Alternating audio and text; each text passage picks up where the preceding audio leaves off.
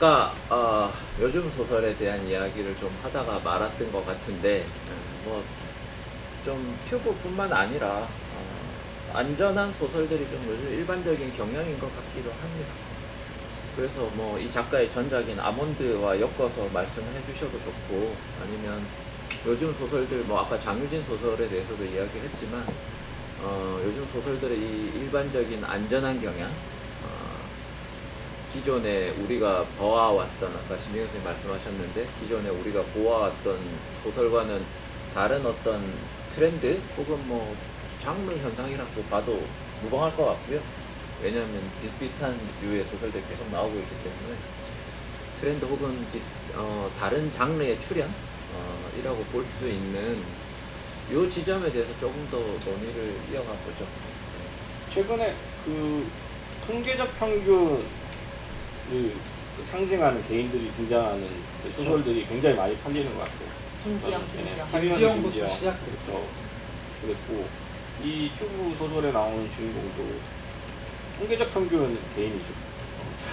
엄청나게 많은 자영업자들 중에 한 명이고, 엄청나게 많은 망한 동학개미, 상학개미 중에 한 명이고, 그리고 엄청나게 많은 아빠, 남편 중에 한 명으로서 굉장히 한국의 굉장히 보편적인 아는 사람들한테 소구할 수 있을 만한 캐릭터이고, 이것은 당연히 저는 어떤 상업적인 고려도 당연히 들어갔을 것이고, 또 소설 지금 우리 시대가 요구하는 어떤 캐릭터이기도 하다는 점이 좀 작용을 하지 않았나라는 생각이 들어요. 그래서 이런 소설 중에 저는 82년생 김지영이 떠올라요. 그러니까 82년생 김지영에서 보여지는 이 주인공의 모습이 사실은 기존의 문학에서 다루어지는 굉장히 어떤 특수하다기보다 단독적인 모습, 단독적인 개인, 그러니까 보편적이면서도 굉장히 특수한 개인을 다뤄왔던 게 기존의 문학의 어떤 캐릭터였다면, 주인공이었다면 82년생 김지영 이후로부터는 굉장히 통계적인 보편을 가리키는 평균적인 개인, 이런 사람들이 이제 주인공이 됐고, 그런 부분들을 조금 저도 굉장히 흥미롭게 보고 있었는데, 이 튜브 역시도 그 흐름 속에 있는 것이 아닌가 생각이 들어요. 네, 저도 정확하게 그런 트렌드가 이 소설에 강력하게 작동하고 있다. 김성곤 안드레아의 싱귤라리티는 뒤에 안드레아가 붙는 거 말고는 없어요. 그러니까 말 그대로 이 사람은 그냥 김성곤인데 이제 뭔가 애를 싱귤라리티로 만들어주는 옛날에 좋아했던 첫사랑 뭐죠? 첫사랑 말고 캣. 캣하고 대화할 때만 그냥 원래는 안드레아는 천주교 신자로서 내가 받았던 세례명일 뿐인 건데, 근데 갑자기 애가 나를 스페인어 수업에서 안드레아로 불러줄 때만 안드레아라는 나의 이름이 날 특별하게 만들어주는구나 라는 거를 느끼는, 그러니까 딱 그 순간의 특수성의 안드레아라는 이름이 있을 뿐이지 나머지 모든 상황에서 그냥 이 사람은 김성곤 씨 가로치고 50대 뭐 무직 뭐 이런 사람인 거예요. 그냥 딱 그러다 보니까 이 평균치로부터 크게 벗어나지 않는 모습들을 보여주고 있고, 그러니까 이게 인물 재현에 대한 결국에는 문제로 돌아갈 수밖에 없다라는 생각이 드는 거예요. 82년 김지영의 성공에 대해서 많은 분석들이 있었지만 사실은 그때 이제 김미정 평론가가 중요하게 이야기했던 것 중에 하나는 요즘 독자들의 결국에는 이 어떤 인물의 재현에 대한 독해 방식이 크게 작동했다라는 건 꽤 설득력 있는 주장이라고 생각하거든요. 무엇보다도 요즘의 독자들은 이렇게 내면이 오밀조밀하게 꽉 차있는 캐릭터를 선호하지 않는다. 오히려 비어있고 내가 거기에다가 내가 나 자신을 대입할 수 있는 사람, 이로서의 뭔가 입간판처럼 딱 이렇게 표면적으로 입체성이 없어도 내가 거기에 딱 내 얼굴만 딱 갖다 대면 이렇게 그 캐릭터가 채워질 수 있는 그런 형태의 캐릭터들이 요즘에 이 평균적인 캐릭터들이 문화 안에서 소구되는 되게 중요한 논리 중에 하나라고 생각을 했을 때, 여기에서도 보면은 정말 딱 세대, 젠더, 직업성, 계층, 그리고 뭐 가족관계 뭐 이런 것들에 되게 조립적이고, 말 그대로 어떤 우리가 아까 뭐 인터넷 댓글 같다라는 표현도 해주셨지만 뭔가 인터넷에 흥행하고 있는 특정 세대들에 대한 이미 데이터베이스화 되어 있는 이 인물론들을 굉장히 소설들이 적절하게 가지고 와가지고 요즘에 활용하는 것 같다라는 느낌을 받을 때가 굉장히 많다는 거죠. 그게 어떤 면에서는 이제 질문으로 나왔던 소설이 안정성을 추구하는 한 가지 방법, 그리고 트렌드에 합류하는 한 가지 방법으로서 요즘에 되게 중요한 것 같긴 한데, 근데 결국에 또 여기서 우리 이제 갑자기 이제 문학꼰대적인 발언을 할 수밖에 없게 문학꼰대 맞잖아요. 그쵸. 그런 왜 그래? 인정, 그런 태도를 인정해야 된다. 이제는 우리가 그걸 부정하면 안 된다. 아니 너무 또 선선히 인정하니까 재미없다. 그래 말씀드리자면은, 근데 그럼에도 불구하고 이 인물들에게 결국에는 개별성, 특수성, 싱귤러티를 줄 수 있는 방법을 좀 더 고민해봐야 하지 않을까라는 생각도 드는 거죠. 결국에 우리는 소설이라는 걸 재현의 문학으로, 그러니까 그런 생각이 자꾸 더 들거든요. 저는 이거가 뭔가 이제는 재현에 대한 게 아니고, 재현이 아니라 말 그대로 현실, 우리가 살아가고 있는 요즘 세상을 그냥 케이크 단면처럼 잘라가지고 옮겨서 보여주는 그런 것들을 요즘 사람들이 요구하고 있다. 차라리 케이크 단면을 잘라서 보여주면 그게 더 낫지 않아요?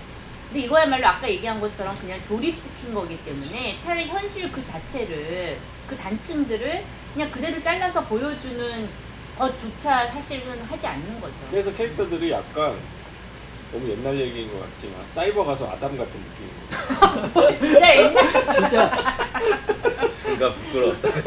누가 할까? 누가 할까? 거예요. 최근에 나온 그런 사이버 캐릭터 로지. 이름 올라가지고 로지. 음. 그러니까 굉장히 그 많이 어디선가 본 듯했는 하지만 사실은 실제로는 존재하지 않는, 리얼리티는 없는, 그래서 어느 순간 보고 있으면 불쾌감이 발생을 하는, 불쾌함의 골짜기라고도 하잖아요. 그런 것들이 생기는 그런 캐릭터들이 많이 등장을 하고, 아까도 이제 말했지만 여기 등장하는 캐릭터들 중에서 하나도 입체적인 캐릭터가 없어요. 다 그냥 너무나 전형적인 캐릭터들이에요. 그런 캐릭터들이 저는 아까 말씀드렸듯이 이 약간 뭐라고 해야 될까? 게임적인 그런 느낌도 있어요. 그러니까 게임적인 리얼리티라고 얘기할 때 그 게임, 그러니까 어떤 직업은 그 직업의 전형성을 보여줘야 되는 거고, 어떤 직업, 만약에 그 직업이 마법사라면 마법사로서의 그 특성만 보여주는 거예요. 그렇지. 그리고 도적이면 도적의 특성만 보여주는 거예요. 그런 특성들이 가진 사람, 여러 사람들이 함께 벌이는 것이 서사가 되는 거죠. 근데 그렇게 따지면 사실은 도적이 아닌 사람이 도적의 짓을 하고 하는 것들이 나타날 수가 없고, 사실은 그 직업이 있는 사람들, 그 직업의 역할에 충실해야지 사실 서사가 굴러가는 방식이기 때문에 굉장히 어떻게 보면은 예측 가능하고 뻔한 얘기가 나올 수밖에 없는, 재생산될 수밖에 없는 그런 부분들이 과연 그러면 문학이 그런 걸 해야 되느냐, 굳이 문학이 그 역할을 뭐 담당을 해야 되느냐 하는 생각이 들어요. 그 게임을 하고 그냥 실제 어떤 논픽션을 읽으면 되지, 왜 굳이 소설 속에서 그런 캐릭터를 우리가 봐야 되느냐 라고 질문을 던질 수 있을 것 같아요. 그러니까 아까 선생님이 욕망의 재배치라는 얘기를 했잖아요. 그러니까 이게 탈속이 중요한 게 아니라, 욕망의 사라짐이 중요한 게 아니라, 기존에 우리한테 익숙한 어떤 욕망의 체계, 시스템, 그것이 생산해낸 욕망을 나의 욕망이라고 생각하면서 그것에 매달리는 그러한 어떤 개인들이 아니라, 이 욕망이라고 하는 것은 아까 얘기했던 그런 전혀 다른 어떤 윤리감이라든가 혹은 어떤 그런 일회용이거나 뭐 1인용의 그러한 욕망, 그래서 그 욕망이라고 하는 것이 굉장히 어떤 면에서는 기존의 그런 이 윤리나 규범에 반하는 것일 수도 있고, 굉장히 이제 그런 우리한테 익숙하지 않은 어떠한 그런 삶일 수도 있는 거고, 그냥 도둑일 수도 있는 거고, 그 캐릭터가 마약 중독자가 될 수도 있는 거고, 근데 이제 문제는 그러한 소위 말해서 비윤리적이거나 그 다음에 부도덕한 사회에서 낙인 찍힌 그런 사람들이 이제는 더 이상 소설 속에 들어올 수가 없는 거예요. 그러니까 옛날에 예를 들면 윌리엄 버로즈의 그런 뭐 소설에 등장하는 어떤 마약 중독자라든가 뭐 이런 사람들, 네이키드 런치 같은 그런 소설들이 사실은 등장할 수가 없는 거죠. 어떻게 보면. 그러니까는 이게 저는 PC함이랑 또 연결되는 것 같아요. 그러니까는 안전한 어떤 세계, 모두가 다 그냥 그래 뭐 그 정도면 뭐 다 받아들이고 수긍할 만한 그런 안전한 세계를 자꾸만 추구하고 이 작가들의 일종의 어떤 그런 자기 검열 같은 것들이 이게 그냥 개별적으로 작동하는 게 아니라 사회 전체적으로 그런 것들이 작동을 하다 보니까 그러다 보니까 계속 그런 세계만 그릴 수 있는 거예요. 누구한테나 그냥 수긍되는 어떠한 세계, 인물을 자꾸만 그리다 보니까 그러다 보니까 이거는 소설이 그냥 계속해서 밋밋한 에세이로밖에 이제 될 수 없다. 그러면 이제 어떤 우리의 안전한 세계를 위협하는 치명적인 것들에 대해서 어떻게 묘사해야 되느냐가 되는데 예를 들어 그런 거는 우리 저번 작년에 읽었지만 세로토닌 같은 소설이 있잖아요. 그쵸. 차라리 세로토닌을 네. 써라. 저는 그렇게 얘기하고 그러니까. 아니, 싶어요. 그런 소설 아무나 못 쓰죠. 그런 이제 논쟁적인 걸 쓰면 정말 이제 매장? 너는 엄피시하다, 너는 이제 비윤리적이다, 뭐 이런 안피시는 뭡니까? 피쉬야? 물고기가 물고기가 피쉬. 아닙니다. 물고기는 존재하지 않는다.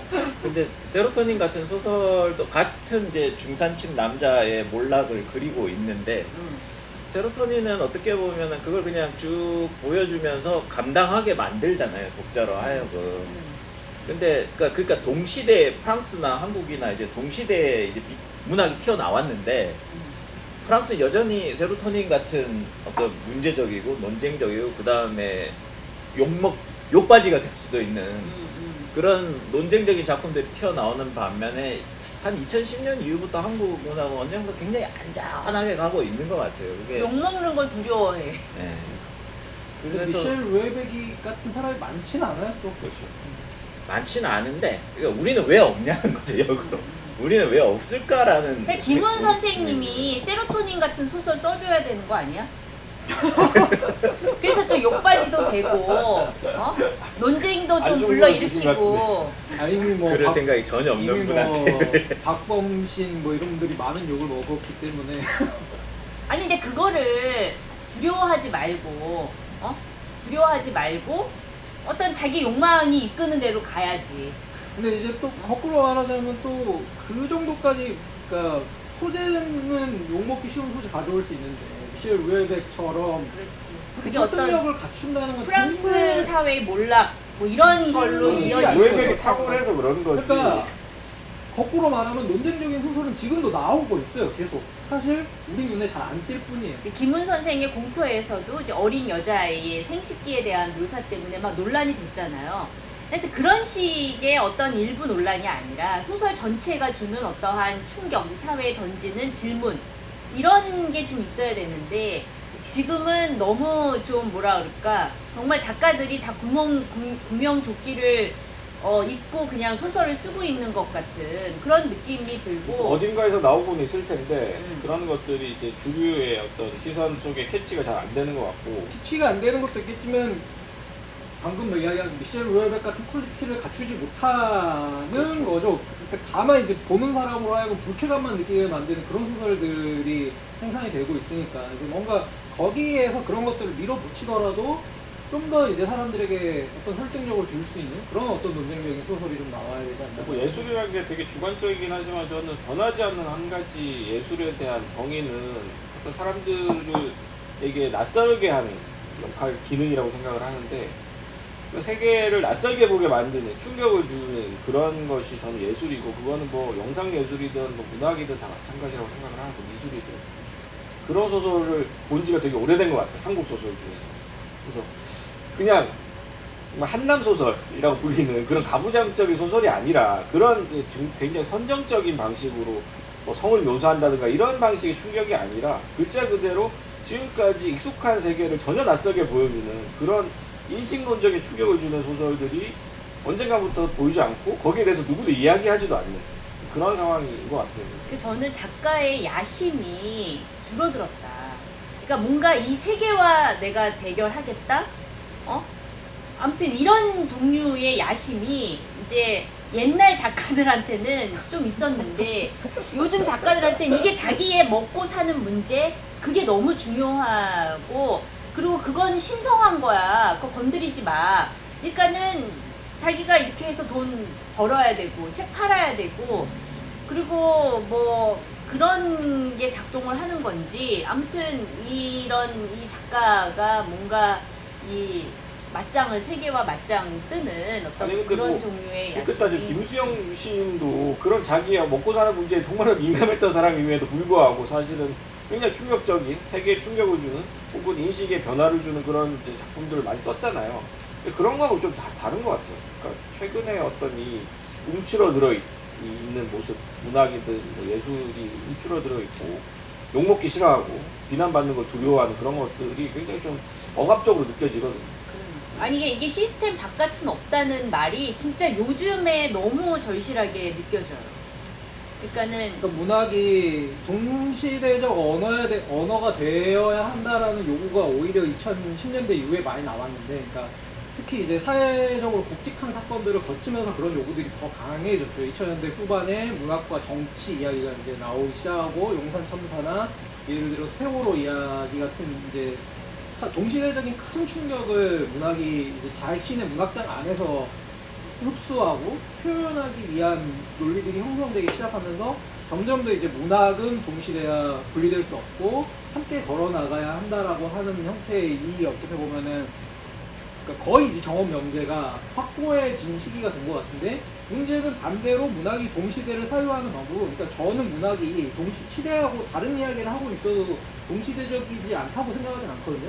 그거는 우리 시대를 바라보는 다른 시선일 수 있고 다른 관점일 수 있고, 혹은 우리 시대에 이런 사람들만 있다고 생각했는데 정반대의 사람들을 보여줌으로써 줄 수 있는, 그러니까 우리의 동시대를 풍성하게 만들어 줄 수 있는 맥락이 있는 게 문학이 가지고 있는 힘이었다고 생각을 하는데, 반대로 문학이 이 동시대에서 우리가 알고 있는 이 맥락하고 거의 다르지 않은 모습들을 요즘에 굉장히 이제 보여주는 것만 좀 트렌디하게 유행하고 있지 않나. 근데 반대로 이런 것들이 성공하고 있으니까 이런 것들만이 너무 이제 두드러져 보이는 현상도 있겠죠. 그러니까 저는 이런 소설이 에세이적으로, 그러니까 에세이적이라는 게 개인의 신변 잡기뿐만이 아니라 그냥 어떤 이 세계와 뭔가 이렇게 충돌하거나 뭐 그런 얘기라기보다는 에세이라고 하는 것 자체가 이렇게 짧은 단상이고 그냥 스케치이고, 세계에 대한 스케치고, 그렇기 때문에 기본적으로 세계와 나 사이에 관조적 거리가 있을 수밖에 없거든요.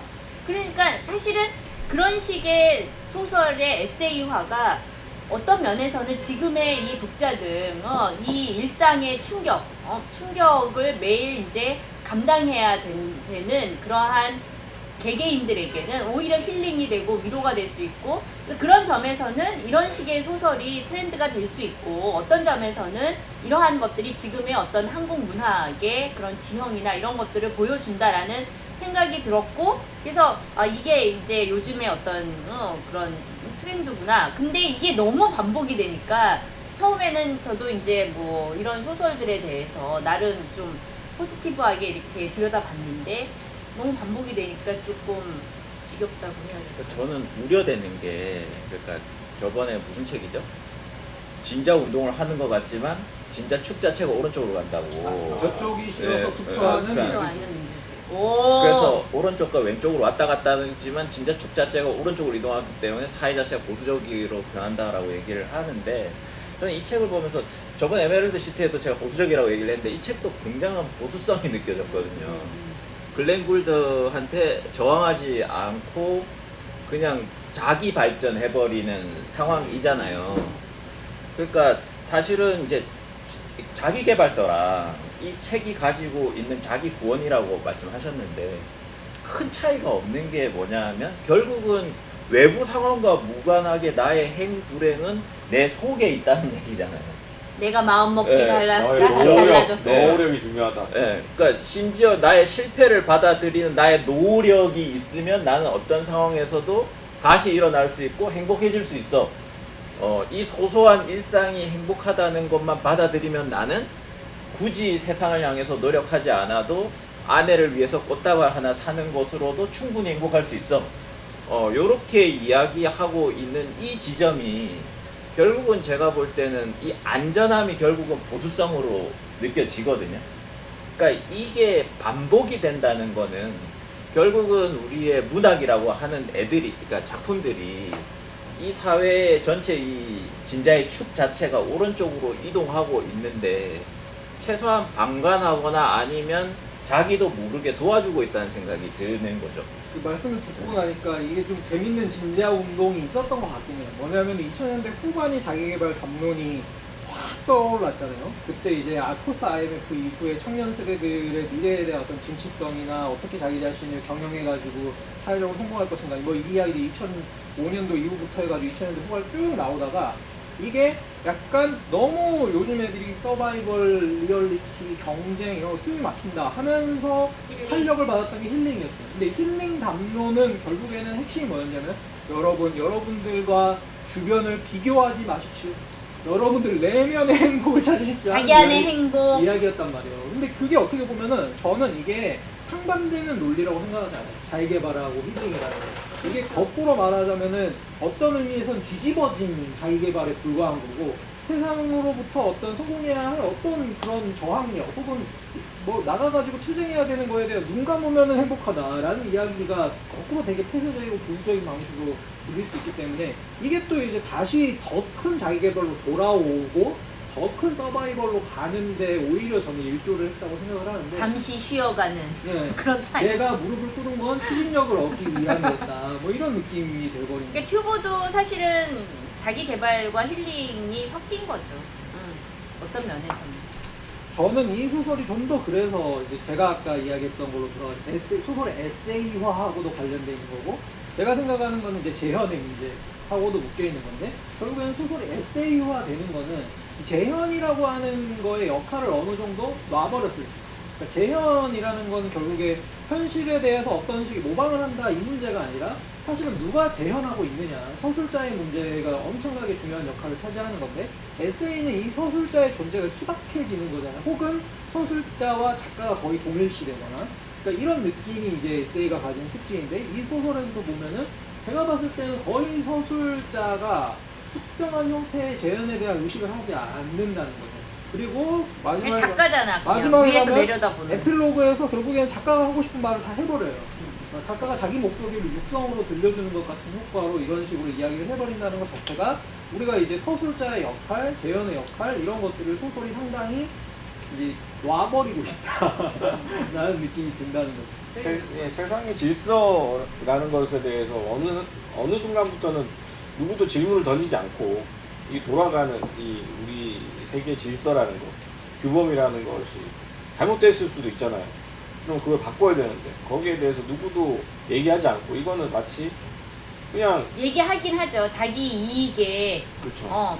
반할 때, 자기 자기가 이익에 손해 본다고 반할 때는 생각할 얘기를 하죠. 때. 근데 기본적으로는 세상의 질서를 바꾸려고 하지 않기 때문에 그런 세상 그대로 있고 그 세상에 자기를 맞춰 나가야 생존해야 되는 게 문제잖아요. 그래서 점점 더 이야기 서사들이 성장담도 이제 안 되는 것 같아요. 성장담조차도 이제는 잘 안 먹히고 성장하는 것 자체가 사실은 사람들한테 별로 먹혀들지 않는 시대이기도 하고. 성장은 오늘날 그냥 가시적인 스펙의 성장으로 다 대체됐죠. 그렇죠. 네. 스펙을 올리는 것이 성장으로 대체됐지, 사람의 존재가 질적으로 바뀌는 방식의 성장은 사실은 사람들이 별로 관심도 없고 거기에 대해서 쓰는 사람도 없는. 그래서 모든 서사가 다 어떤 이 좀비 때문에 날뛰는 세상에서 생존해야 된다는, 지옥 같은 세상에서 생존해야 된다는 서사가 되고, 이 튜브 역시도 마찬가지겠죠. 그래서 그런 부분들이 확실히 얘기를 나누다 보니까 최근에 많이 드러나는 부분인 것 같아요. 그러다 보니 점점 더 통계적 평균, 그 평균에 가까운 사람들을 그리고 그 속에 내가 속해 있음을 알게 되고, 그러면서 또 어느 정도 안도도 하겠죠. 읽는 사람들이 나만 이런 고통을 겪는 게 아니구나라는 생각을 하면서 이제 이런 소설들을 보면서 위로를 받고, 그런 것들로 소설의 기능이 좀 축소되고 있다는 느낌. 그것이 꼭 나쁘다라고 얘기하기보다는 그것이 시대가 요구하는 어떤 욕망인 것 같아요. 독자도 요구하는 거죠. 그런 것들을 작가는 굳이 말로 하진 않지만 느끼니까 이런 이제 글들을 계속 쓰는 거겠죠. 네. 근데 약간 지금의 이런 소설도 보면은 약간 변형된 헝그리 정신, 먹고사니즘. 근데 결국에는 그거에 굉장히, 근데 물론 우리는 예전에 비해서는 굶거나 그런 거는 없죠. 근데 항상 남들만큼은 살아야 되고, 그게 일종의 어떤 자기의 결핍이 되고, 그 배고픔을 느끼는 사람이 그거를 해소하기 위해서 안간힘을 쓰게 만드는 근데 그 쓰게 만드는 이 구조 속에서 누구나 다 이제 일렬 종대로 그냥 그 구조 속에서 그렇게 이제 안간힘을 쓰면서 어떤 가짜 배고픔이 만들어낸 결핍을 충족시키기 위해서 막 그냥 가는 거 아니에요. 근데 그런 거에 대한 질문을 던지거나 그것에 반대되는 어떤 얘기를 하는 게 아니라 계속 그 안에서 결국에는 어떻게 하면 그럼에도 불구하고 남들과는 조금 차별화되는 어떤 성공을 할 것인가, 남들과는 차별화되는 어떤 성장을 할 것인가. 뭐 이 사실 아몬드도 어떻게 보면은 이게 무슨 편도체인가? 뭐 이게 좀 작은 그 남들에게 하지 못하는 보통 인간의 희노애락, 뭐 오욕 실정 뭐 이런 것들을 잘 표현하지 못하는 어떤 아이가 결국에는 이제 성장하게 되는 무슨 다시 MRI를 찍어보자 뭐 이러면서 끝나는 거 아니에요. 그러니까는 이것도 예전의 성장 소설과는 조금 다르게 완전히 어떠한 이 뭐라 그럴까 질병 다른 기형적 존재가 어떻게 그 기형성을 벗어나서 소위 말하는 정상성의 세계, 남들처럼 느끼고 감각하는 그런 존재가 될 수 있는가에 대한 얘기라는 거죠. 근데 이것을 과연 우리는 성장이라고 볼 것인가? 결국 남들만큼 되는 어떤 건데. 근데 이제 이게 일종의 청소년 성장 소설로 100만 부 넘게 팔린 거 아니에요. 뭐 좀 다른 맥락일 수 있는데 결국에는 우리가 소설 안에서 되게 안전한 세계를 희구하고 그런 것들을 묘사하고 싶어 한다라고 하는 게 사실은 성립할 수 없는 장르 중에 하나가 미스테리잖아요. 미스테리는 결국에는 사회적인 위협과 예외성과 범죄라고 하는 거가 발생하는 복합성을 다 원래 되게 사회적인 장르로 출발한 거니까. 근데 지난번에 우리가 정유정 작가 완전한 행복을 볼 때도 느꼈지만 이제는 범죄는 완전히 그냥 반사회성이고, 그러니까 우리하고 함께할 수 없는 반인간성의 영역인 거죠. 그러니까 사이코패스 범죄자가 갈수록 미스테리에서 더 늘어나고 있는 이유는 사이코패스가 아닌 어떠한 형태의 범죄도 사실은 용납 불가능한 겁니다. 그러니까 사이코패스 정도가 되어야만 우리가 받아들일 수 있는 범죄고, 그렇지 않은 형태의 범죄라고 하는 것들은 사실 어떠한 그게 있어도 비윤리적인 거고 반도덕적인 것이기 때문에 우리 세계에서 용납 불가능한 방식으로 느껴지는 거고, 미스테리조차도 어떻게 보면 악을 그리는 방법이 되게 안전해졌다는 거죠. 악이라는 거를 그려내는 방법 자체가 정말 비인간적, 반사회적 방식으로만 그려지고 있는 거다. 악 자체를 사유하고 묘사하는 방법 자체도 너무 얄팍해진 것이 아닌가. 제가 얼마 전에 박찬욱 감독의 헤어질 결심이라는 영화를 봤는데 아마 다들 보셨겠지만 이 영화가 되게 지금 문학이 못한 것들을 하고 있다는 생각이 들었어요. 그러니까 그 영화 속에서 살인이 총 8번 등장하고 심지어 이제 그 등장하는 주인공 여성이 살인자인데 영화를 보고 나면 이 살인자를 처단해야지라는 생각이 들지 않거든요. 왜냐하면 그 영화 속에서 등장하는 기본적으로 장르가 로맨스이기도 하지만 영화 속에 등장하는 그런 사랑이 너무나 절절하게 그려지고 있고 설득을 당하는 거죠. 그런 부분들이 저는 사실 서사가 가지고 있는 힘이라고 생각을 해요. 그것이 영상이든 문학이든 아까 세로토닌 얘기도 말씀을 하셨지만 세로토닌도 사실은 프랑스에서 그게 평균적인 남성이 아니에요. 그 주인공이 절대. 프랑스에도 한국과 비슷해요. 한국과 비슷하게 그 PC함에 대한 강조가 굉장히 강해지고 있고 최근 들어서 옛날처럼 그런 자유로운 프랑스가 아니라고 하더라고요. 요즘은 자유분방한 프랑스 이런 프랑스는 없다라고 하더라고요. 근데 그런 세로토닌 같은 작품이 나올 수 있었던 건 물론 이 작가가 탁월한 재능을 갖고 있는 사람이기도 하지만 그 작가가 가지고 있는 사상과 별개로 그런 어떤 문학적인 형상화가 용인되는 그런 어떤 분위기가 있기 때문에 그런 거라고 생각하고 프랑스 문학계에 여전히. 그런데 저는 한국 문학이 어느샌가부터는 점점 더 다수자의 취향에만 이제 호소를 하고 그렇지 않은 어떤 단독적인 모습들이라든가 어떤 새로운 주체, 뮤턴트, 돌연변이들에 대한 묘사 이런 것에 대해서는 어느 순간부터는 그냥 누구도 관심을 갖지 않게 된 것이 아닌가. 사실은 그런 곳에서부터 예술이 출발한 것인데 그런 부분들에 대해서 너무나 이제 누구도 이야기하지 않는 것이 아닌가라는 생각이 들었습니다. 반대로 소수자적인 취향의 소설도 항상 있죠. 우리가 여기에서 그래도 점작상 할 때 가끔씩 네. 언급되는 그런 소위 아방가르드한 소설들, 그러니까 그런 것들을 추구하는 소설들은 여전히 존재하는데, 문제는 또 그런 소설들은 그런 소설 나름대로의 안전성을 추구하고 있다는 생각이 드는 거죠. 그들만이 내부적으로, 그러니까 혹은 이제 보가론적으로 되게 행복한 그런 근데 그런 마이너리티들이 많이 등장하는데 주류 사회를 위협하지 않잖아요.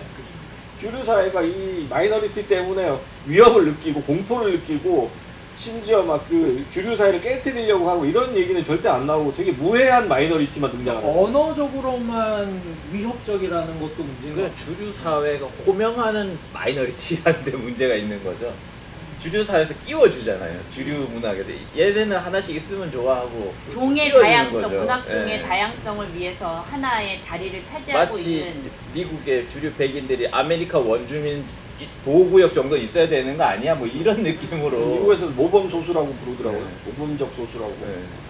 그러니까 그런 그런 작품들이 사실은 아무리 형식 실험은 다르게 얘기하면 작가가 자기 죽을 각오를 하지 않는 형식 실험은 작가로서의 자기 생명을 끈을 놓을 각오로 하지 않는 형식 실험은 말장난일 가능성이 굉장히 커지는 아니 그리고 거죠. 지금의 그런 형식 실험이나 언어 실험 같은 그런 아방가르드는 그 옛날의 아방가르드를 모방하고 있기 때문에 그 아방가르드의 규범과 질서 안에서 끊임없이 재생산되고 있기 때문에 그 자체가 그렇게 아방하지 않아요. 그 여전히 뭔가 우리가 이야기하고 있는 공통의 결국에는 안전한, 이쪽도 안전하고 다수자의 취향도 안전하고 소수자의 취향도 안전한 세계를 지향하고 있다라는 되게 아무튼 아이러니한 지금 문학적 상황이 놓여져 있는 것 같다는 생각이 듭니다. 근데 저는 이걸 문학이라기보다 아까 잠깐 말씀드렸는데 이게 장르 같아요. 제가 볼 때는. 왜냐하면 장르 현상이 앞서서 뭔가가 잘 되는 게 있으면 그거를 따라가죠. 딱 이제 그걸 전범 삼아서 비슷비슷한 걸 만들어내면서 일종의 하나의 장르가 만들어지는 거거든요. 근데 전형적인 장르 현상이에요. 이건 제가 볼 때. 언젠가부터 이런 안전한 소설들이 소위 독자들이 원한다라는 미명하에, 그러니까 이 작가들을 소위 말하는 문학 3사에서 픽을 했고, 근데 우리가 픽을 했는데 독자들이 원하기 때문에 이건 성공한 문학이야 라고 얘기하면서 자꾸 이제 주류에다가 이제 이런 작품들이 주류적인 작품이 나오는 거를 자꾸 옹호한단 말이에요. 근데 요 부분을 빼고 나면 거의 장르 현상이에요. 이거는 비슷비슷한 캐릭터, 비슷비슷한 서사의 전개, 그 다음에 비슷비슷한 문체를 가지고 비슷비슷하게 내는 결론은 거의 장르가 가지고 있는 포뮬러 컨벤션 아이콘은 그렇게 그대로 드러나가는 거거든요. 무슨 장르라고 이런 네. 붙여야 될까요? 거기다 사실은 이건 판타지잖아요. 예, 자가 발전하는 건 판타지죠. 사실은 현실에서 이런 사람이 어디 있어요. 그러니까 판타지 세계를 그려낸다는 측면에서도 이건 또 장르인 거죠. 제가 볼 때는. 그래서 이제 이 정도 되면 저는 조금 더 공격적으로 얘기해서 그냥 장르 현상의 하나로 받아들여야 되는 게 아닌가. 이거를 문학 차원에서 논의할 게 아니고 그냥 청소년 문학이란 장르가 있듯이 뭐 이런 에세이화된 소설 장르로서 그냥 장르 현상으로서 얘기를 하는 게 맞지 않나. 그러니까 뭐 여기 써 있네요. 그러니까 모두의 인생을 향해 보내는 강력한 응원과 장르 같은 거죠. 응원 장르. 응원 장르. 그러니까 저는 치열업. 이게 문제라고 생각해요. 모두의 인생에게 이걸 보낼 수 있냐. 철업 베이비. 모두의 인생을 향한 응원은 사실 응원이 아닌 게 아닐까. 진짜 응원은 작가와 어떤 우리가 생각하는 소설적 세계는 누군가의 인생이어야 할 텐데 그게 모두의 인생이 된다는 게 참 이제 이 장르의 아니 근데 특징이 소설이 응원이 된다는 것 자체가 치열업 소설이라는 장르가 뭐 있을 수도 있죠. 누군가에게 필요할 수도 있고 어떤 독자들은 또 원하기도 할 테고. 뭐 소설의 스펙트럼 다양한 로맨스가 있듯이 네. 네, 이런 이제 어떻게 보면 응원 응원작 소설. 네, 그런 장르가 출연한 거 아닌가. 네. 또 이렇게만 이야기하면 우리가 너무 출판 시장과 도외시하고 있는 걸 수도 있습니다. 시장의 논리 때문에 여기까지 왔다고요. 네, 뭐 투뷰를 둘러싼 여러 가지 이야기를 해본 것 같고요. 그러면 우리는 이 책에 대한 추천 비추천으로 넘어가도록 하겠습니다.